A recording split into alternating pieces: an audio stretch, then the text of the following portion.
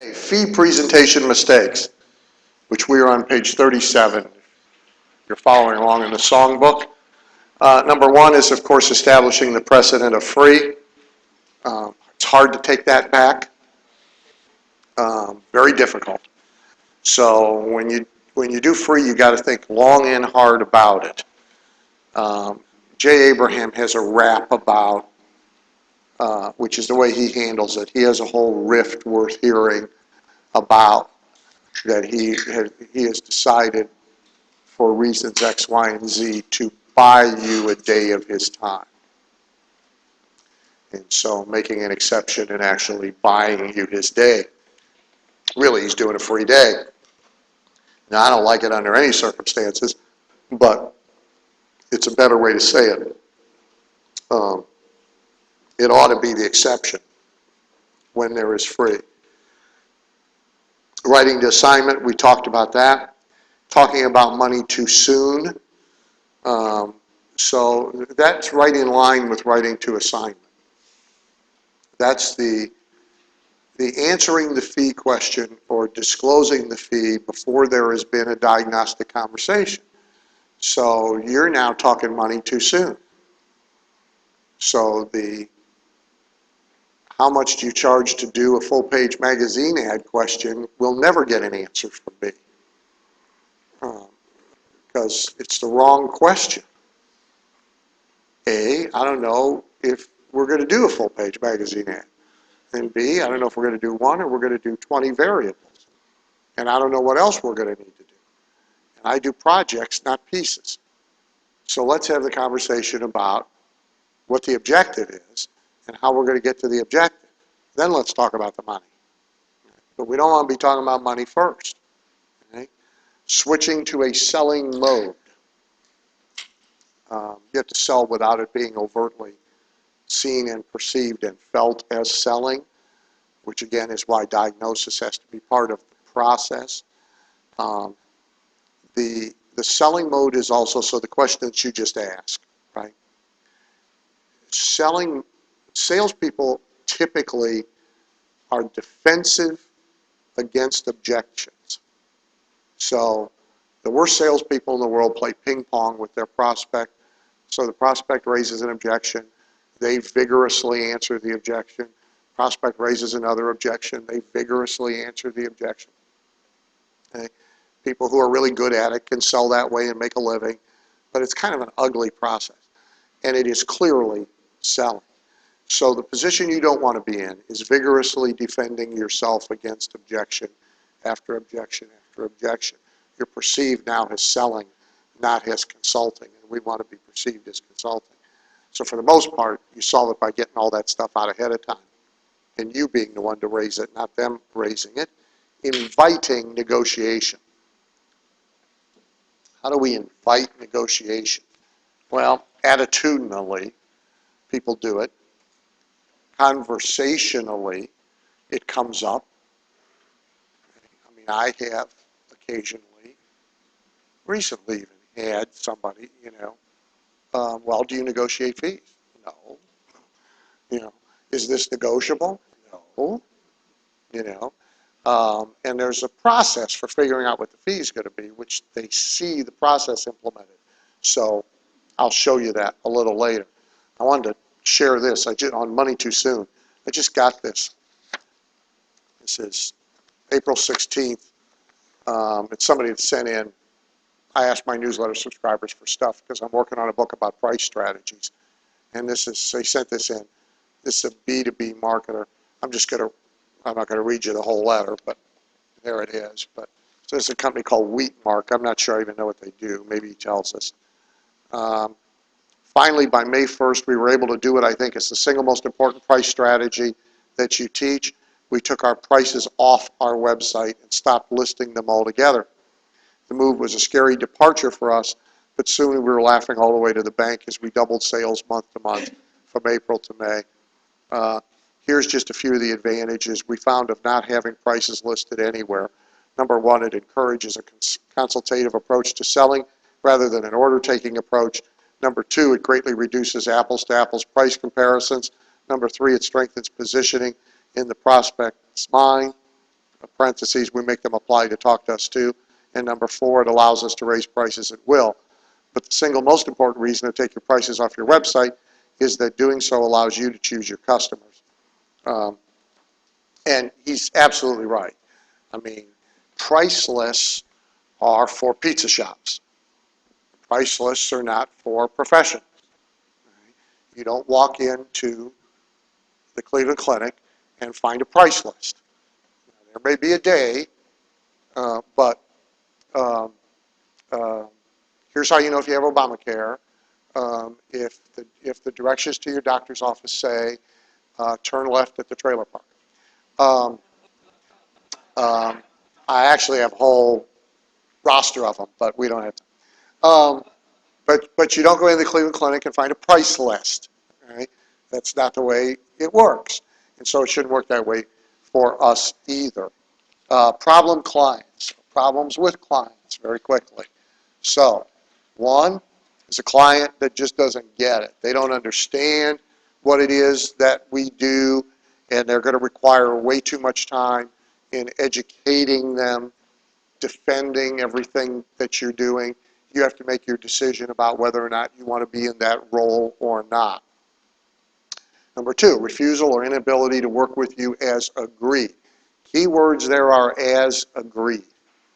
This whole agreements process with the client. And again, I'm going to give you contracts, I'm going to give you correspondence, we're going to get there.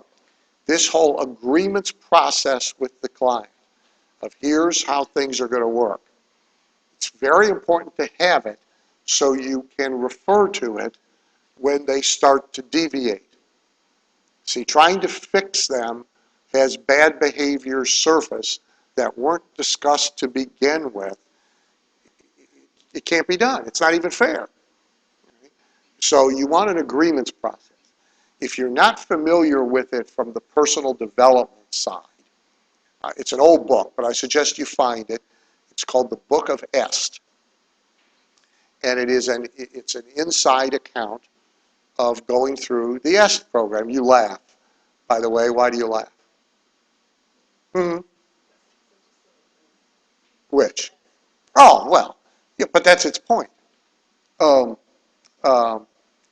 and I are getting our hair cut next to each other in Pat Fripp's hair salon in San Francisco. First time I met him. And I said, I knew his predecessors. So Werner Erhard invented EST, if you don't.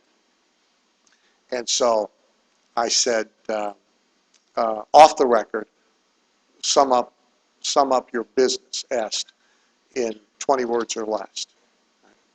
He says, we preach independence and we breed dependence.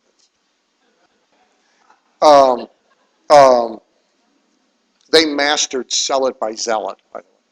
Maybe better than anybody else. But anyway, you should get the Book of Est. It's irrelevant what you think of Est. But they probably had the best agreements process. Really, the first 3 hours of the seminar was the agreements process. And it's in there, almost word for word. So it's worth reading and seeing a good agreements process. Right? The agreements process with the client is important. And it needs to be paper trailed, not just said. So correspondence and contracts, you'll see it. Because then when they start to deviate, you get to play fair. You can say, wait a minute, here's what we agreed to. Right? Interference by committee, which has to be dealt with in your agreements process. Because this is one of the most common problems, is you thought you were dealing with John, and now all of a sudden John's got a whole closet full of nitwits who are weighing in on the process. It might be his board of directors, it might be his mother-in-law, it might be who knows, but all of a sudden, you're not dealing with John. You're dealing with some committee, and maybe you can't even get to the committee. Well, that's no good. So that has to be controlled from the beginning. Right? Personality conflicts, conflicts of interest, of course, are legitimate. If you take work outside your ability to perform, if you really are in over your head, that's a problem. Dealing with clients of questionable integrity in their relationships with you and people like you. Not necessarily questionable integrity in general. That would rule out 30% of everybody I've ever worked for. So I'm not running a church. I mean, so, but there has to be honor among thieves, if you will. And so, like, if they arrive at my doorstep now, cold, I kind of know they've got problems somewhere else because I'm the most expensive guy on the planet. So the reason they're there, right, is because 4 other people have fired them. So my deal is, you need to have litmus tests, and one is, you know, if I can't find 3 people who've done business with you who say they would do business with you again, we're not going to do business, right? Because I kind of know I'm not going to be the one to cure all the bad behavior. Clients with actual or probable legal problems. You'll see in my contracts language about all this, but you make your own decisions because you can wind up sitting in a room with the Attorney General of Iowa having a discussion at some length about your work with client A. And so you make your own decisions about that, but you ought to be aware of it, cognizant of it, careful of it. Clients who operate under FTC consent decrees. I have 3 of them right now. It's okay as long as I know. But in some respects, it's actually better because they're constrained from doing certain things they would normally like to do. Okay? But if you don't know, that's a whole other issue altogether. Emergencies. Clients with emergencies, you can get a lot of money from them, but you have very low likelihood of success and very low likelihood of long-term relationships. So I told her a story this morning. I'm not going to take time to tell it now, but the 911 call, because they are in trouble for one reason or another, you have to make conscious choices about all that. It usually requires you to drop everything else you're doing in order to perform well, and you almost know going in the result won't be good. The result will just be not as bad as it would be. So it's the stimulus argument, right? We can't prove it did anything, but imagine how much worse everything would be if we hadn't done it. That's the position you'll be in. And so you better be well paid for it. What do you do when someone's retreating from a deal? We'll get to that in correspondence. I'm going to skip the entire, I'm just going to skip a bunch of stuff. Jump to page 44. This is important. So there's what I call, in every business and in every task, there's a good enough spot. Okay? So first of all, not all GE spots are in the same place. This is extremely frustrating to males. 1 or 2, huh? Okay. Well, they're not, okay? So forget copy, think about a simple business. So Southwest Airlines has a different GE spot than American. Okay? You have certain expectations of Southwest about which will controls your satisfaction. And you're okay with being herded on like cattle, and the stampede at the gate, and the little colored passes, because they only give you peanuts and nothing else, and you don't care about any of that because you've been set up in advance. Southwest is all about getting where you're going on time. That's the deal. That's their GE spot, and almost nothing else matters. You fly first class on American, you have an entirely different set of expectations. Therefore, they're stuck with an entirely different GE spot. Right? So all businesses have it, right? If we were in a Ritz, Ritz-Carlton has a different GE spot than this hotel in terms of what's in the room, the personnel, everything, right? So it's situational. It's never absolute. The most important thing is there is little benefit to you in achieving more than good enough results, unless your royalties are tied in to maximum results. Otherwise, and even then sometimes. So if you spend too much time achieving, let's just use something simple. So cost per sale is 200 bucks, and you get it down to 180. If you spend a ton of time getting it down to 165, and now don't move the client on to 6 other opportunities that were bigger and better opportunities in his business, and therefore better opportunities for you to work on, and he was happy with 180, right? You've accomplished nothing with all that effort to get it down to 165. You're nothing. He's making plenty of money at 165. He's happy at 165. He thinks you're a genius at 165.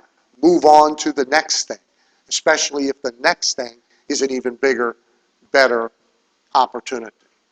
So there may be a chair further away from the furnace in the afterlife for maximum results in every situation. I don't know, but there's no real reward here unless it is directly affecting your money. And even then, you have to be careful not to be getting too much over here at the expense of not also going over here and going over here and going over here and going over here. So like right now I have a client, they came to me for front end. They want to improve their front end results, first transaction, conversion of customer. The big opportunity is in, they have a 35% refund rate. Okay, now they're making a ton of money, and so they are ignoring it. Okay? The big opportunity is there, huge, because they're not doing anything to control it. So with a series of stick letters, sales letters that remind you why you bought it in the first place and make you happy about buying it, right? I can probably cut that to 20%. There's 15 points there to be had, okay? And it's a ton of money. So all I'm going to do with the front end is enough to improve where they're at. I want to be done with that in a week because I want to spend my time over here. Now, if I spent 4 months and I did more research and I did more work and I did more variables and we tested more variables, could I improve the front end even more than I'm going to? Yes. And maybe if we have a long enough relationship, I'll get all the way back around to it. But right now, I want to do just enough to satisfy them on that count so we can focus on this, where there's an enormous amount of money to be had. And guess what? On the front end, because the cost of acquisition is very high anyway, the kind of business they're in, the size of volume they do, they can only give me a 1% royalty. On this, that they don't think is any big opportunity anyway, we're splitting the reduction in the refunds.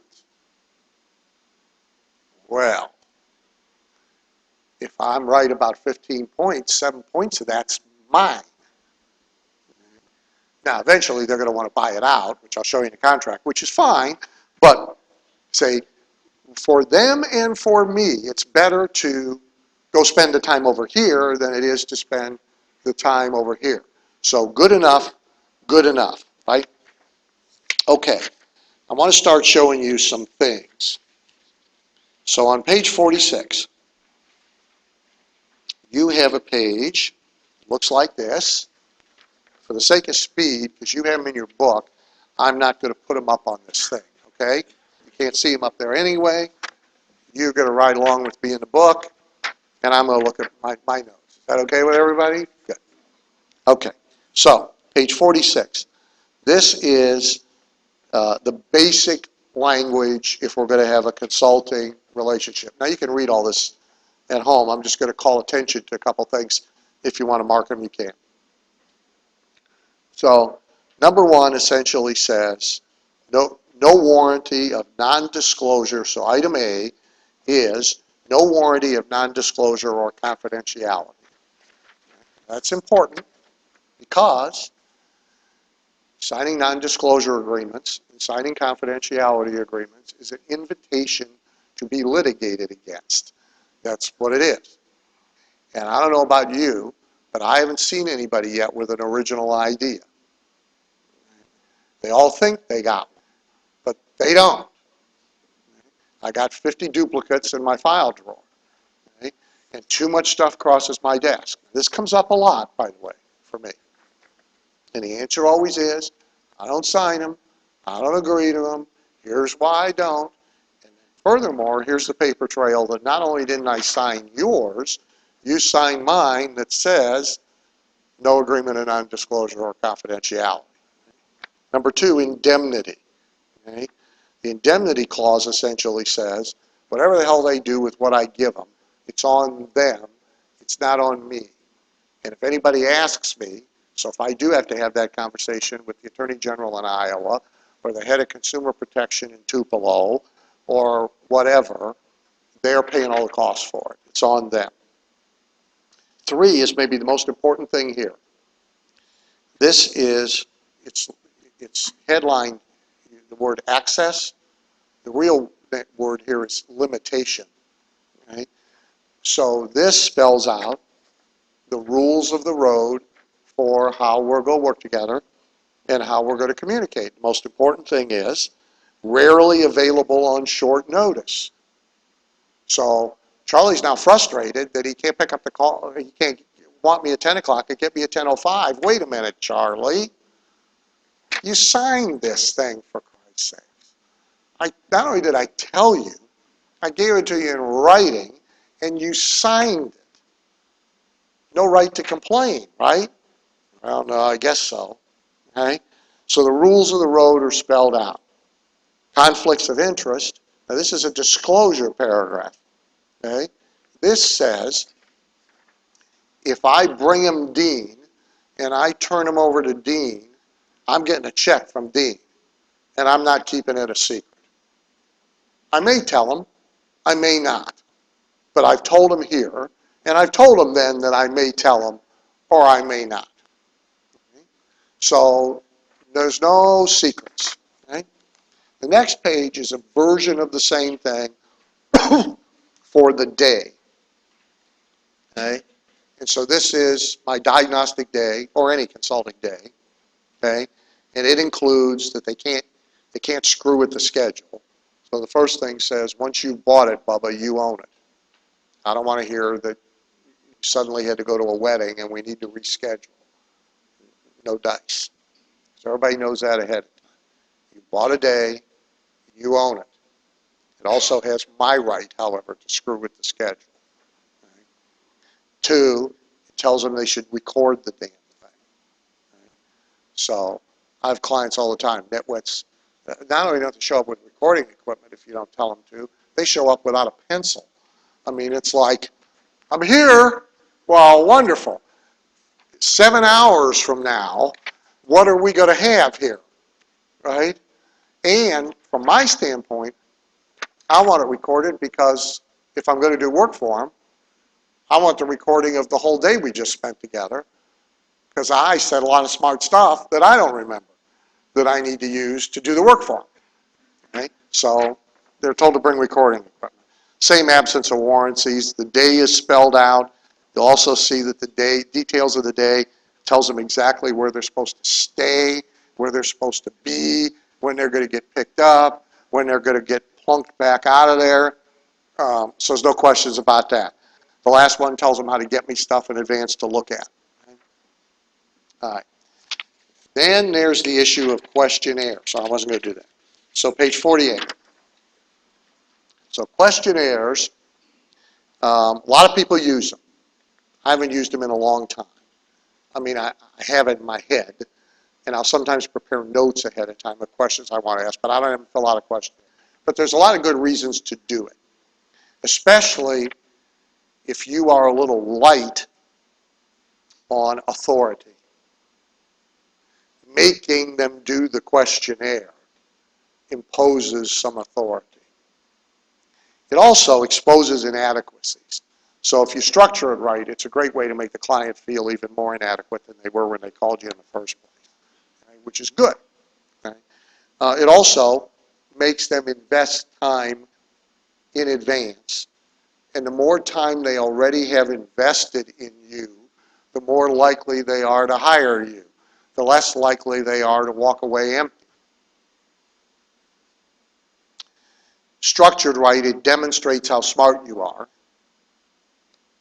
And there's even some reassurance to the fact that you even have a process.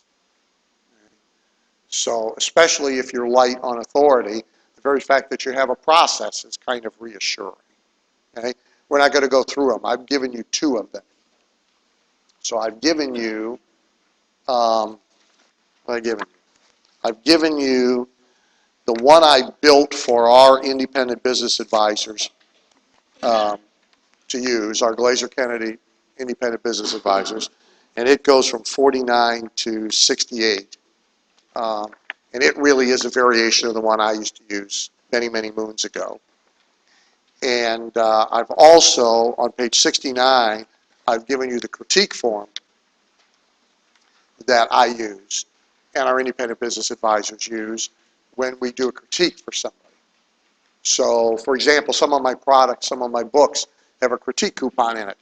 If I sell a product from the front of the room, I'll bonus a critique coupon. That allows them to send to me any piece, sales letter, website, whatever, they have to send it. And I'll critique it. Most of them get this critique form, and that's it. Unless I spot somebody who looks like a good client, they then get a letter, and they get a more customized, personalized response. But it still follows this structure. So there's a couple of questionnaires. Starting on page, hey, if you want to hand out, Denise, did you hand out a thing that looks like this? Huh? Yeah. Because we're going to get to it in about 2 minutes. So starting on page 74, you have my little communication control forms. I mix them up because I'm dealing with the same people all the time, and I think it's nice to be amusing. But so the first one is sort of my answer to email. All 3 of them mostly control the FedExes. I found over the years that staff sometimes, surprisingly, doesn't take the FedEx into the person. There's a, we never got that. Almost never has FedEx actually failed to deliver it or lost it. But now there's communication in my office. My office has to go find, prove that it was delivered at 10 o'clock last Tuesday.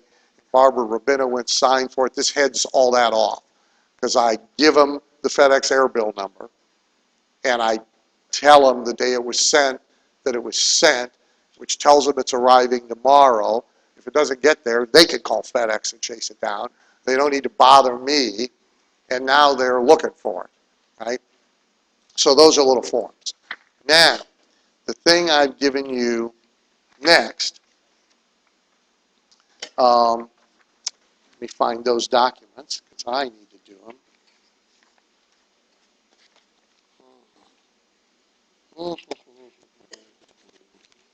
I need one of those. I need one of those, Denise. For some reason, I don't seem to have mine for some reason. I don't know why that is, but okay. So these don't have page numbers, so you're going to have to stay with me. So I'll show it to you. So this one, right, which you'll see, urgent response for Delaney. So this is a response to somebody who wanted a consulting day on very short notice. Okay? And so this addresses that, and I'm looking for something that I don't have. So this is from 2005, incidentally. So this starts out by telling them they can't have a short notice day. Truth is, I want to give this guy a short notice day. I know him in the past, and there's a lot of work there to be had. So it starts out by telling him there's no way to have a short notice day, and he's going to screw up my vacation, and on and on and on, okay? Then it takes it away further by telling him I got a client that might be in conflict, that I wouldn't work with him unless I cleared it with the client first. Now, I happen to know the client isn't going to say no, but I've raised the issue anyway, okay? Then I lay down the fee, plus I want some additional stuff because I'm screwing up my vacation and I'm meeting with them on short notice. So I want to bake myself into this promotion. Okay? Then I tell them I'm not going to have any time to take on any copywriting assignments. Whatever we get done during the day is what we get done during the day.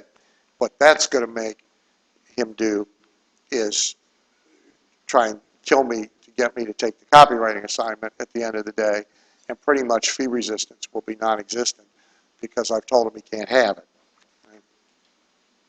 Then at the end, I offer to refer him to somebody to solve his problem if he doesn't want to solve his problem with me.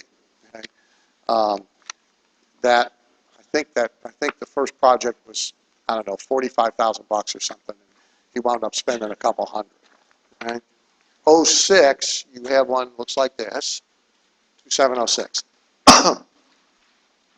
So this is a client who has sent me stuff. The greatest invention since sliced bread in dental care. He's kind of cold. He came to me cold.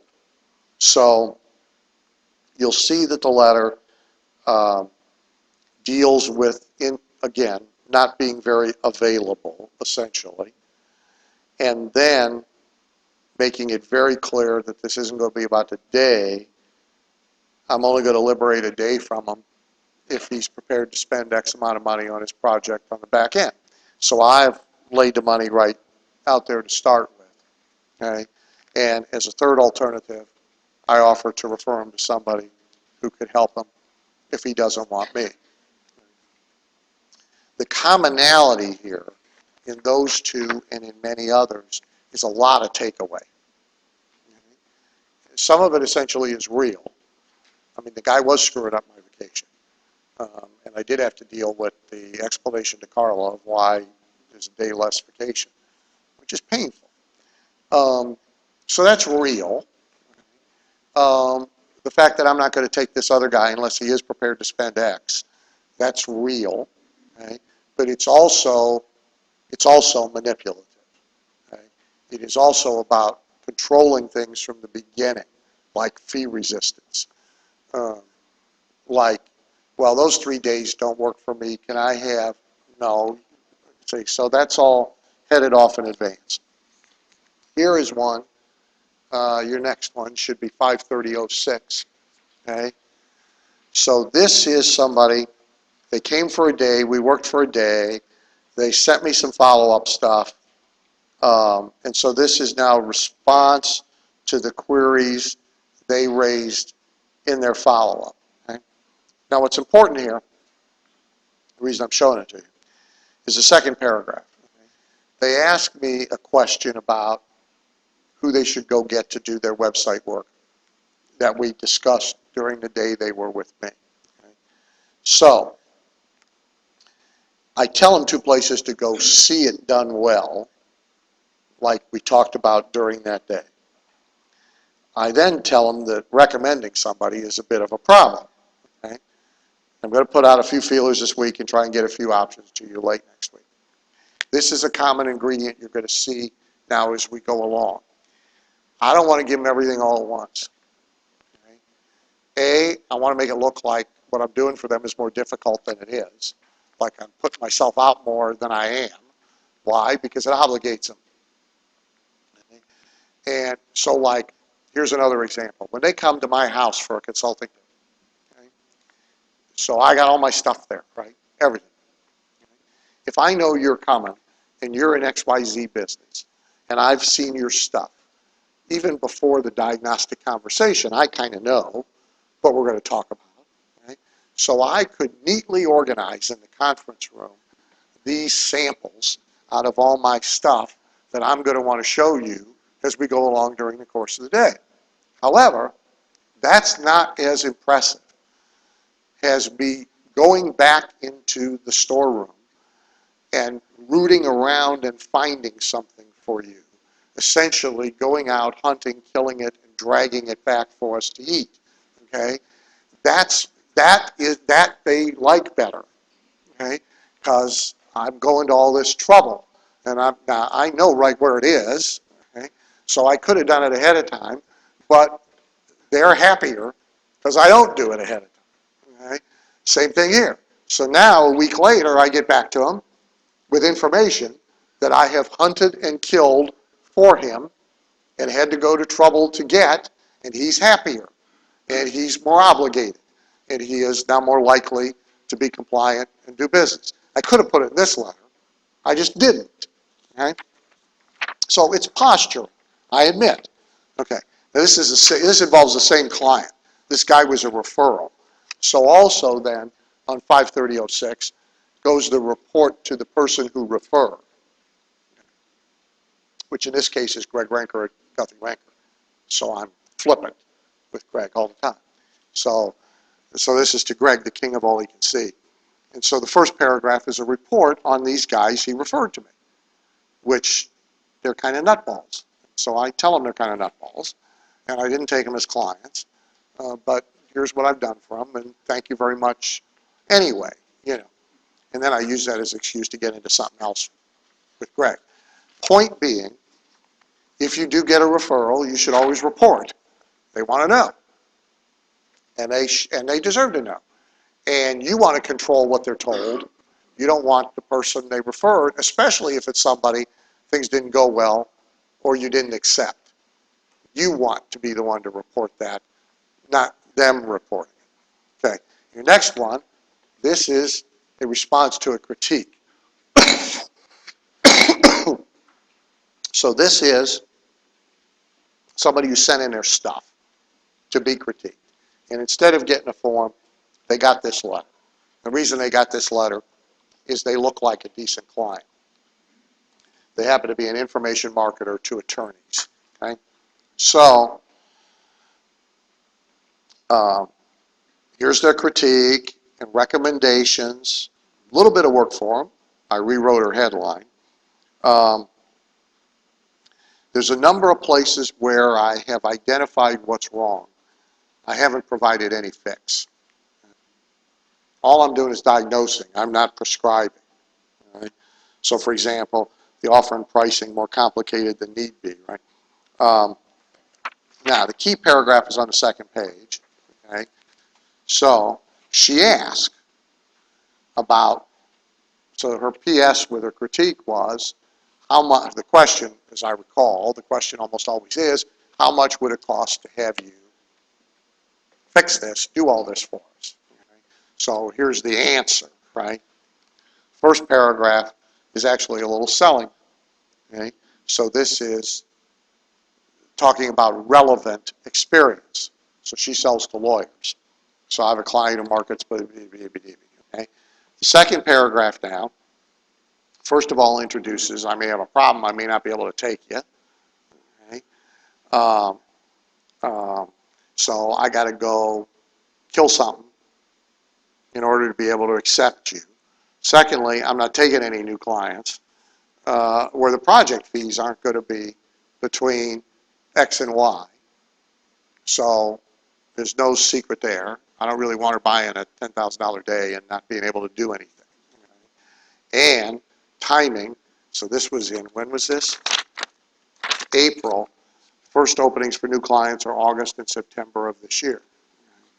So now, what she's doing is coming back and convincing me that A, she's prepared to spend 150 grand or whatever it takes, and B, I can't wait till August.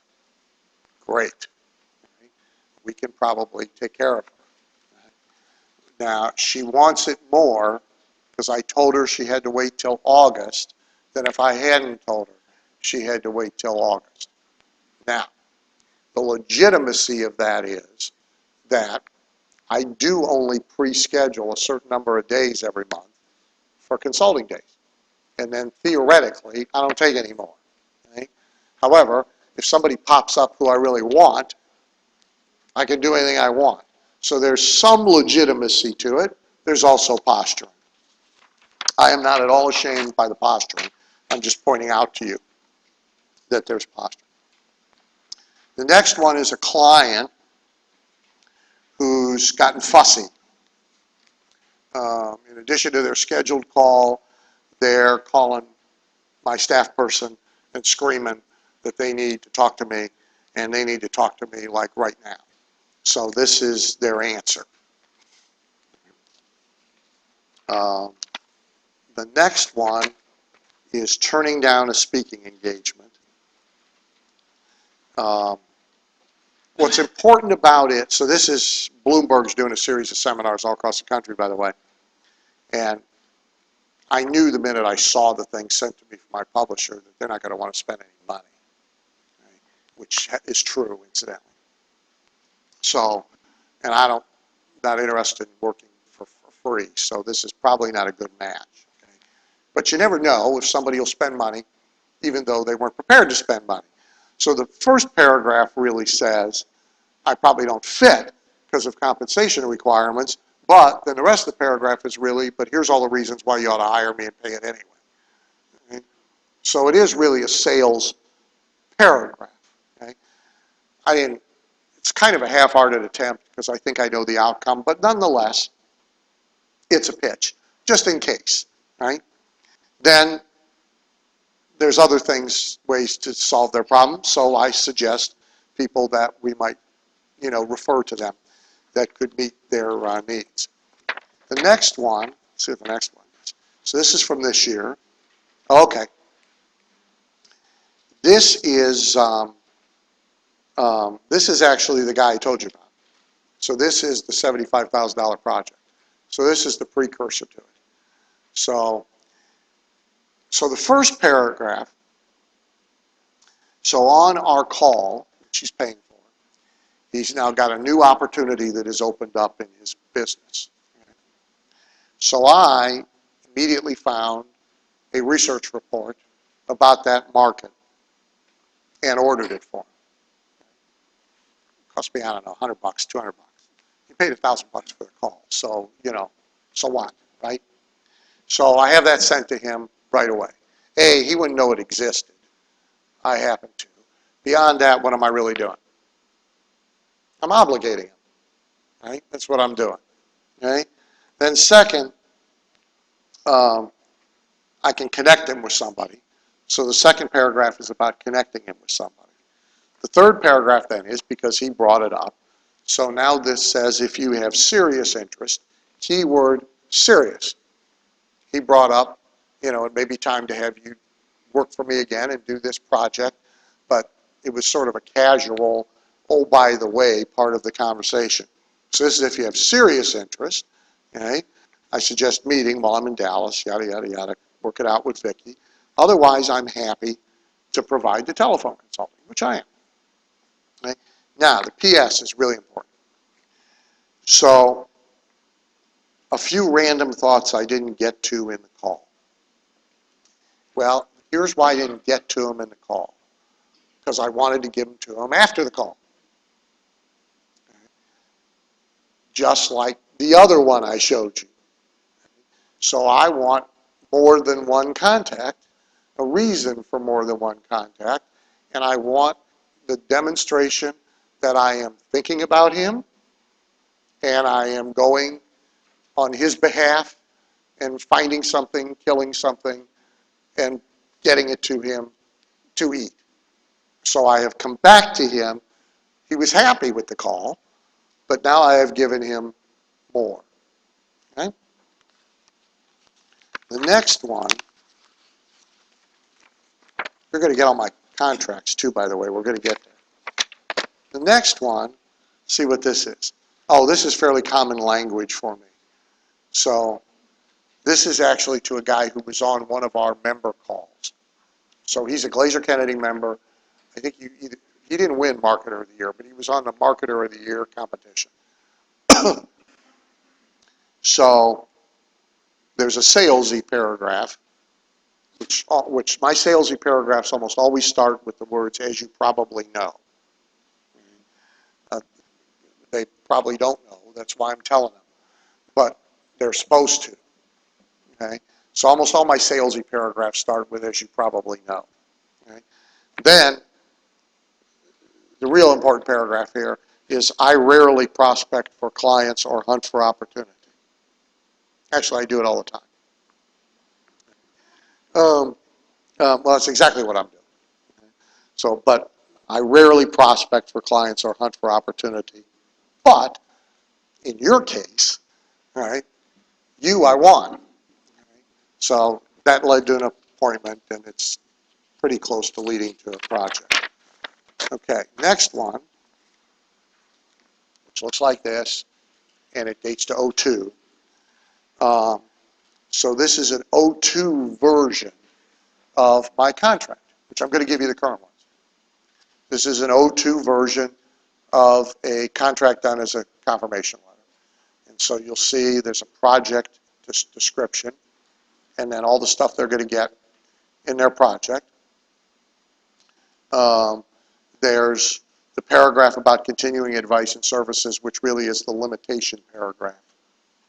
What you get, what you don't get, how you reach me, that sort of thing. There's compensation, so it spells out the money. Okay. This one has a royalty in it, so you'll see a royalty paragraph. You'll see a paragraph of how the royalties are supposed to be paid. There's an indemnity clause, same as the other agreement. There's an ownership of work clause, which is real important. So essentially, that says they own it, but I got the right to use it. That's essentially what that paragraph says. Okay. You'll see in the current contract, it's even more verbose. There's timetable, okay, of when they're going to get stuff, and sign, okay. Now, the current one's a little more complicated, but you'll see great similarity.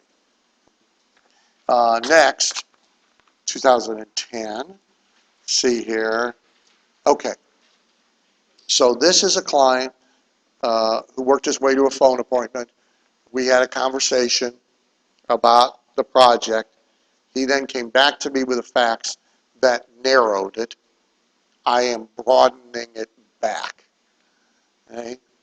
So to be a bit clearer, that translates to I was clear and you're now dicking with it.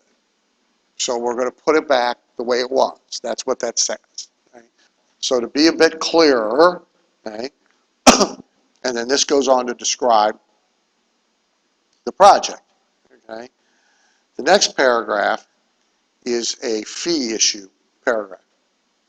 This is a long-time old client, haven't done anything for them in a while. They're not used to my current fees. So all along I have been desensitizing them to the fact that they're going to be asked for a number they're not going to like. So this is, if I do this, I want to do it right with no scrimping or corner cutting.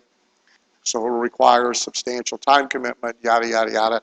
This is bracing them for the price, right? That's what it is. Then, right behind it is their contract. So you can see the contract for this actual piece, for this project. I took the money out, but it's 6 figs. And again, so there's a description of the project. There's the limitation paragraph. Now you'll notice some of these paragraphs are in a block typeface, and some of them are in Times Roman. The Times Roman, the ones that are in the block typeface are in there to communicate that they are standard. The Times Roman are the variable paragraphs that change for the client. So this is to reduce, this is to say we don't negotiate these paragraphs. Everybody agrees to these paragraphs. These are my standard paragraphs. That's why that's done that way. Okay? The indemnity clause you will see is now much longer. The ownership of work clause is now much longer. It references specific ways in which I may choose to use the work. Timetable's the same. Term of agreement, in their case, they have an out. And that's that. Now, so this contract goes to, now this is a big, dumb company, so they don't move real quick.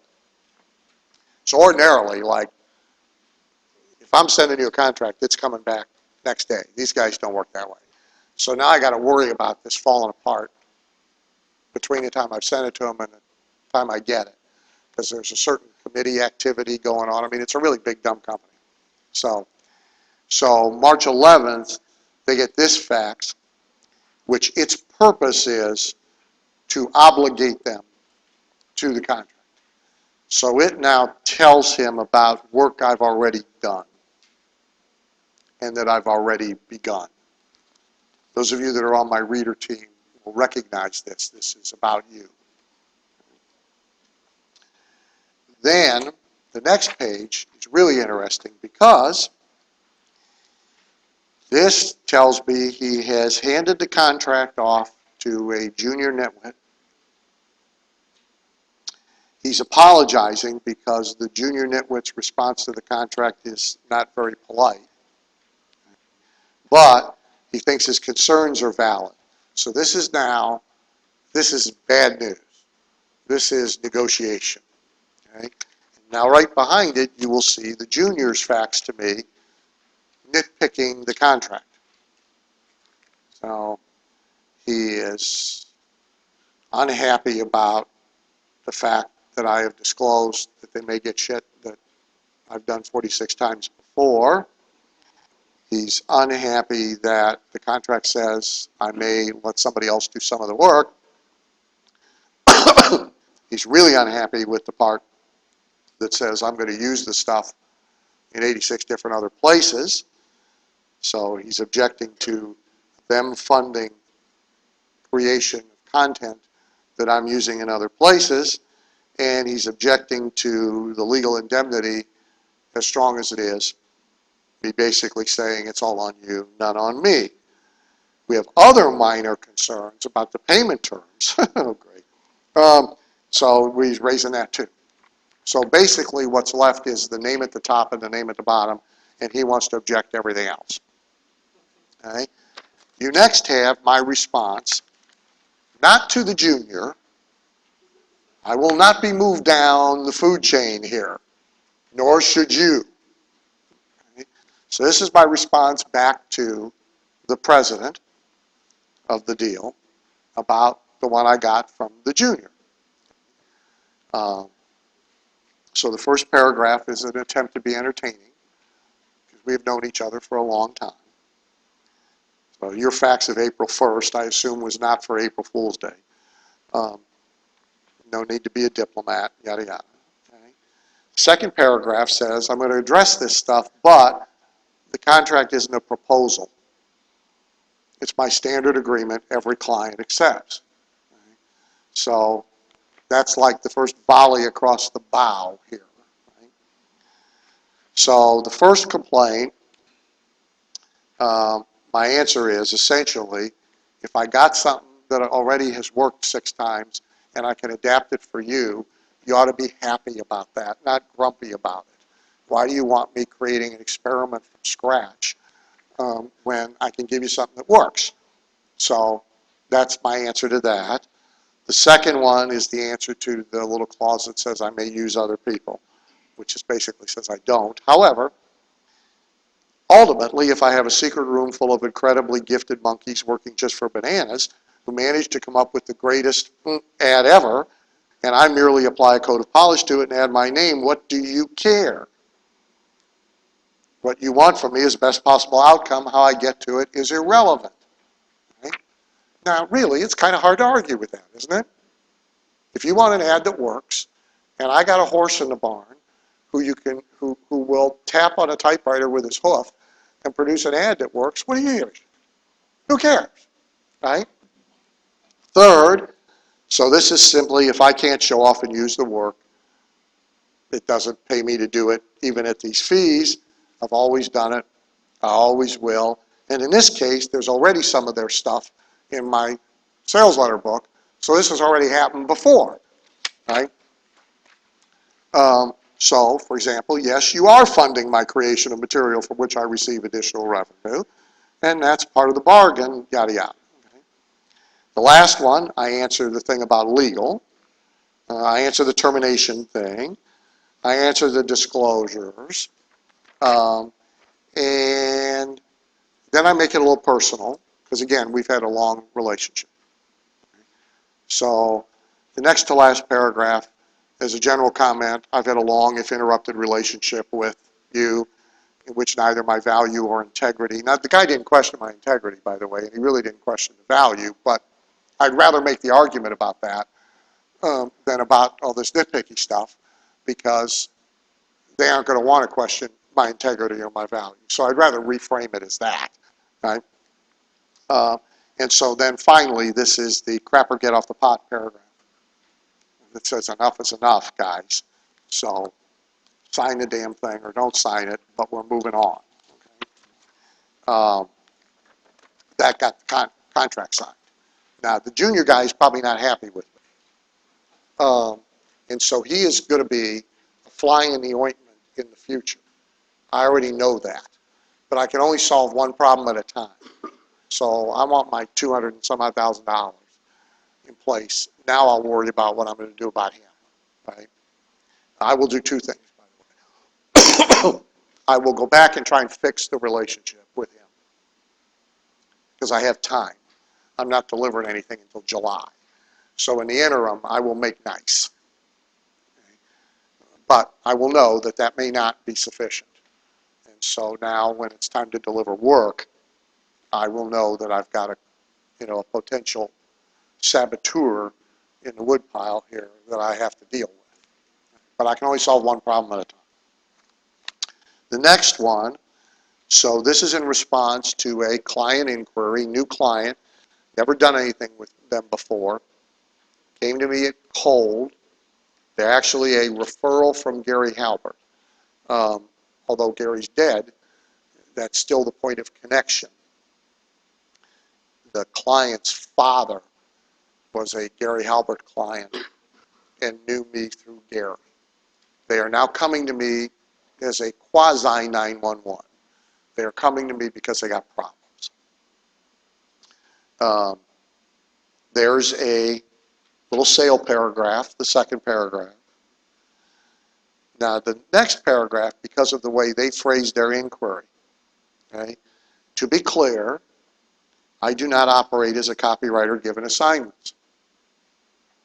Okay, so the inquiry that came to me was, because what Halbert did for him way back when, is he wrote him an ad and a tear sheet. Okay, and results are finally starting to decline after all this time.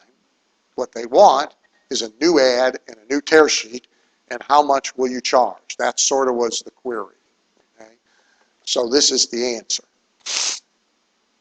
I do not operate as a copywriter given assignments, rather as a strategic marketing advisor who often, but not always, also writes copy. Now there's more sales. Okay?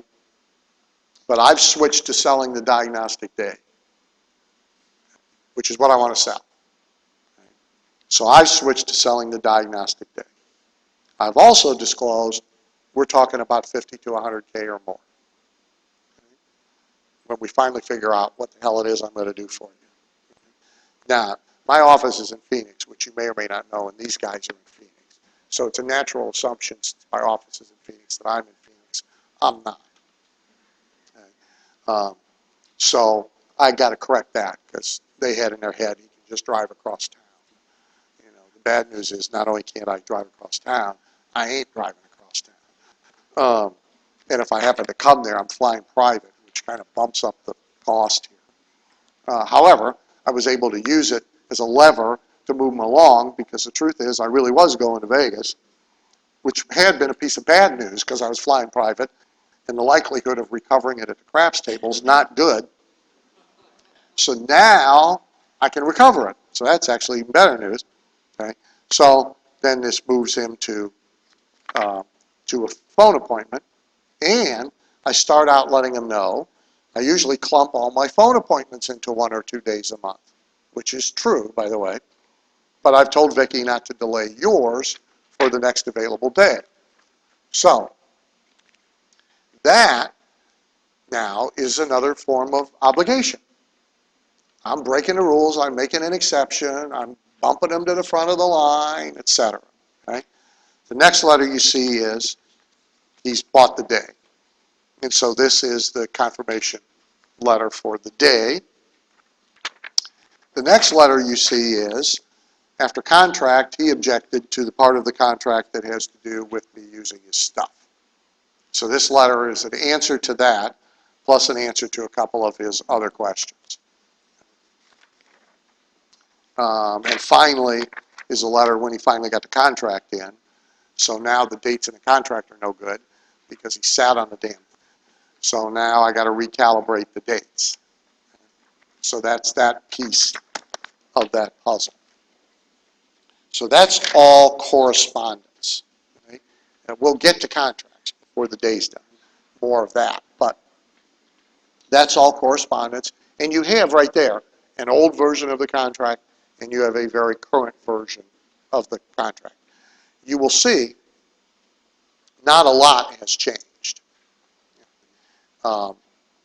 My financial position has changed dramatically.